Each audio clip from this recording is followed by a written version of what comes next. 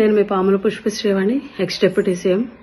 ఆంధ్రప్రదేశ్ రాష్ట్ర ఉప ముఖ్యమంత్రి పవన్ కళ్యాణ్ గారు ఎలక్షన్ కి ముందు వారాహి సభల్లో అదేవిధంగా ఎన్నికల ప్రచారంలో భాగంగా పలు మీటింగుల్లో పలు సందర్భాల్లో ఆయన మాట్లాడినటువంటి మాటలు, ఆయన చేసినటువంటి వ్యాఖ్యలు గత ప్రభుత్వంపై, జగన్మోహన్ రెడ్డి గారి ప్రభుత్వంపై ఆయన చేసినటువంటి వ్యాఖ్యలు ఏవైతే ఉన్నాయో, జగన్మోహన్ రెడ్డి గారి ప్రభుత్వంలో పనిచేస్తున్నటువంటి వాలంటీర్లు సర్వే పేరు చెప్పి ప్రతి ఇంటికి వెళ్లి ప్రతి ఇంటిలో ఉన్నటువంటి మహిళల యొక్క సమాచారం సేకరించి ఆ డేటాను సంఘ విద్రోహ శక్తులకి వాలంటీర్లు ఇస్తున్నారు.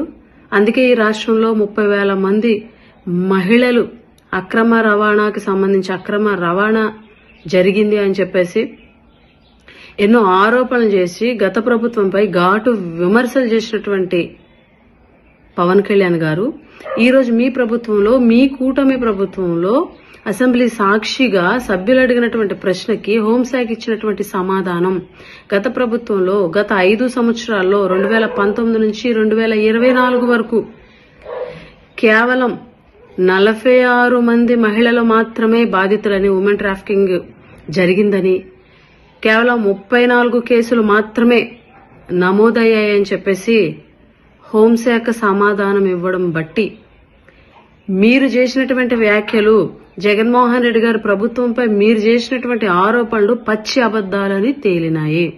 ఇప్పుడు మీరేం సమాధానం చెప్తారు? మీ స్థాయిలో ఉన్నటువంటి వ్యక్తులు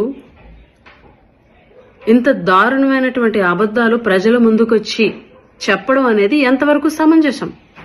ఈరోజు మీ ప్రభుత్వంలో, మీ కూటమి ప్రభుత్వంలో హోంశాఖ ఇచ్చినటువంటి సమాధానం ద్వారాగా మీరు చేసినటువంటి ఆరోపణలు పచ్చి అబద్దాలని తేలినాయి. ఈరోజు రాష్ట్ర ప్రజలకు మీరేం సమాధానం చెప్తారు? ఇలాంటి వ్యాఖ్యలు చేయడం వల్ల ఆంధ్ర రాష్ట్రంలో ఉన్నటువంటి ప్రజల ముందు ఈరోజు మీరు దోషిగా నిలబడ్డారు. మీరు చేసినటువంటి వ్యాఖ్యలు పచ్చి అబద్దం అని తేలింది. ఇప్పటికైనా ఆంధ్ర రాష్ట్రంలో ఉన్నటువంటి ప్రజలు వాస్తవాలు తెలుసుకోవాలని చెప్పేసి విజ్ఞప్తి చేస్తున్నాం. కూటమి పెద్దలు చేసినవన్నీ, కూటమి పెద్దలు జగన్మోహన్ రెడ్డి గారి ప్రభుత్వంపై చేసినటువంటి ఆరోపణలన్నీ పచ్చి అబద్దాలు. ఇప్పటికే ప్రతి ఒక్కటి కూడా ఏదో ఒక సందర్భంలో వాళ్ళు చేసినటువంటి ఆరోపణలు అబద్దాలని తేలుతున్నాయి. ఇంకా చాలా ఆరోపణలు చేశారు, అవన్నీ కూడా అబద్దాలని తేలే రోజు వస్తుంది. ఈ కూటమి ప్రభుత్వంలో ఉన్నటువంటి పెద్దలకి బుద్ధి చెప్పే రోజు కూడా రాబోయే రోజుల్లో జరుగుతుందని కూడా ఈ సందర్భంగా తెలియజేస్తూ సెలవు తీసుకుంటున్నాం.